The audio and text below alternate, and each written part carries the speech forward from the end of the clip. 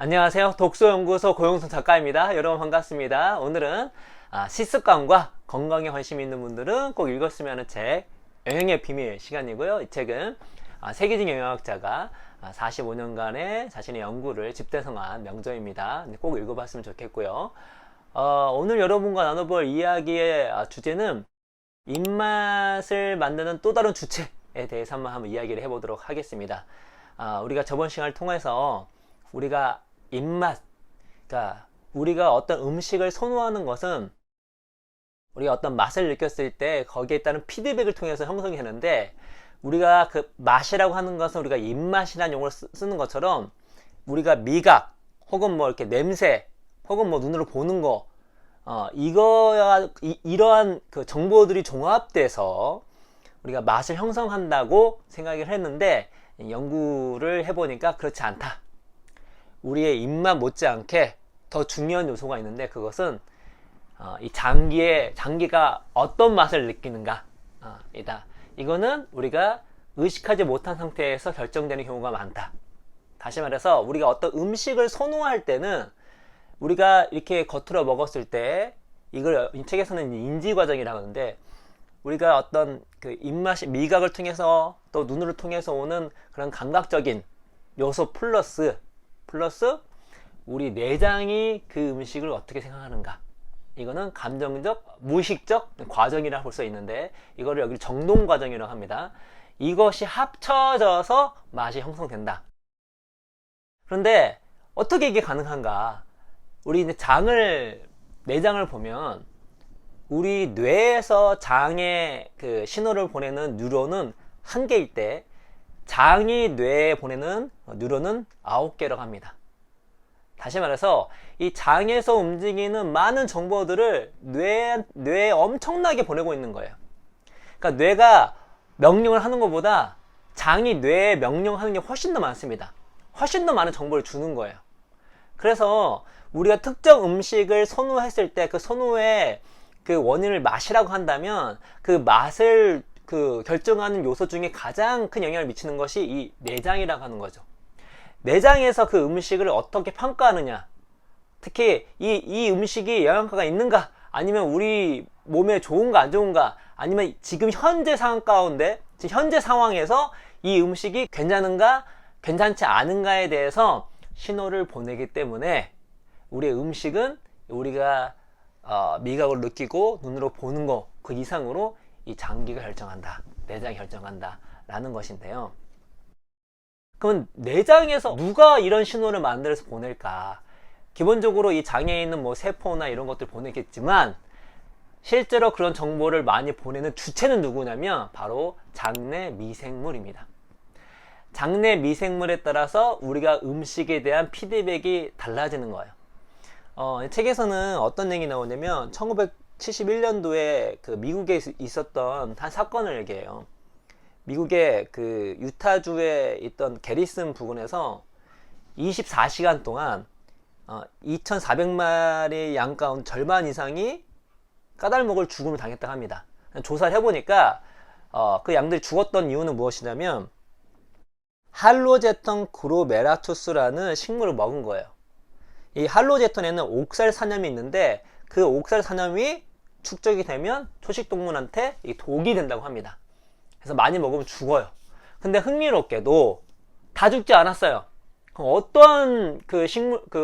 어떤 양들이 살았냐 하면은, 그 전에 할로체논을 먹어본 경험이 있는 양일수록 죽지 않았다고 합니다. 왜 할로체논을 먼저 먹은 친구들이, 그런 양들이 죽지 않았는가? 그 이유는 장내 미생물 때문입니다. 이 옥살산염을 먹는다고 바로 죽는 건 아니에요.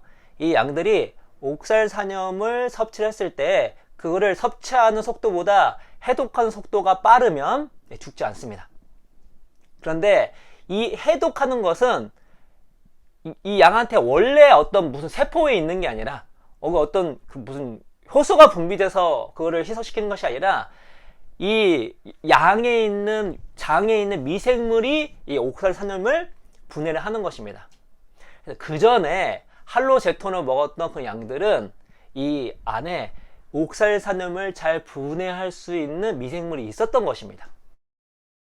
그래서 책에서 뭐라고 얘기하냐면 경험이 축적되며 혹 위에 미생물이 옥살산염을 분해하는 신진대사가 10배까지 증가한다고 합니다. 이게 무엇을 의미하냐면 우리 안에 어떠한 장내 미생물이 있느냐에 따라서 우리 음식이 들어왔을 때 그 음식에 대한 피드백, 반응이 천차만별이라 하는 거죠.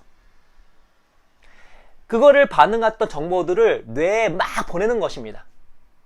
그런 정보들이 축적이 돼서 어떤 일이 벌어지냐, 우리가 얘기한 그 맛, 그리고 피드백, 결국 음식의 선호까지 간다는 것이죠. 결국 우리가 어떤 음식을 선호한다? 이거는 우리가 원래 좋아하는 것이 있을 수 있고 그때그때마다 좋아하는 것이 있을 수 있는데 그 음식의 선호에 매우 큰 영향을 미치는 것이 무엇이냐면 내 장에 어떤 장내 미생물이 있는가가 중요하다는 것이죠. 놀랍죠? 예. 입맛은 내 미각을 가진 내가 결정한다고 봤는데 그것이 아니라 내가 그 어떤 특정 음식을 선호하는 것은 내 장기가 그 음식을 어떻게 생각하는가 플러스 내 장기에 있는 장내 미생물이 그 음식에 대해서 어떻게 판단하는가, 어떻게 반응하는가, 어떻게 피드백하는가가 종합이 돼서 그것들을 뇌에 막 신호를 보내는 거죠. 종합이 돼서 아, 나 이건 좋아, 이거 좋지 않아, 지금 이 시점인 게 좋아, 그렇지 않아 라는 것들을 우리가 판단하게 된다는 것입니다. 여러분, 초식동물 같은 경우에는요, 이 위가 많잖아요. 그러니까 장내 미생물에 대한 그 의존도가 매우 높습니다. 특히 반추하는 동물, 반추동물이라고 하죠. 특히나 그렇습니다. 그래서 이런 동물들 같은 경우는 에너지, 뿐만 아니라 단백질과 그 비타민 같은 경우를 거의 미생물에 의존을 하고 있어요. 그러니까 단백질을 어떻게 섭취하냐면 초식동물이니까 기본적으로 이제 그 풀을 많이 먹을 거잖아요. 그러니까 단백질이 부족할 수 있잖아요. 근데 어떻게 한다? 예. 미생물의 사체로, 미생물이 죽은 걸로 단백질 섭취를 하고요. 비타민 같은 경우는 미생물이 합성을 해줍니다. 그걸 통해서 얻습니다. 이제 그 미생물을 어떻게 키우냐? 예, 미생물이 좋아하는 게 섬유소거든요. 열심히 풀을 먹는 거예요. 그런데 다양한 풀을 먹을수록 예, 다양한 미생물이 형성이 되고 다양한 미생물이 있을수록 어떻다? 예, 그 초식동물이 건강할 확률이 높고 플러스 알파 새로운 환경에 있었을 때 그걸 대응할 수 있는 능력도 커집니다. 우리가 다양한 음식을 먹으면 그 자체로 건강해, 그 자체 맛도 있지만 건강해지는데 그 다양한 그 음식을 먹으면 우리 안에 매우 또 다양한 미생물이 형성되어 있기 때문에 우리가 어떤 외부의 여러 가지 변수에 잘 대처할 수가 있는 것이죠.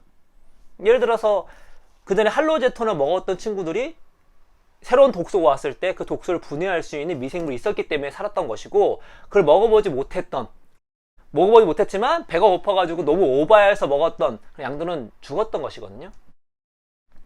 그래서 우리가 여러 가지 좋아의 식단, 다양한 음식을 먹어야 될 이유 중에 또 하나가 무엇이냐면 우리 안에 다양한 장내 미생물을 형성하기 위해서입니다. 그렇죠? 오늘은 뭐 이제 장내 미생물의 그쪽 부분보다는 우리의 맛을, 우리의 음식을 결정하는 것이 맛과 피드백인데 그 맛을 누가 느끼느냐?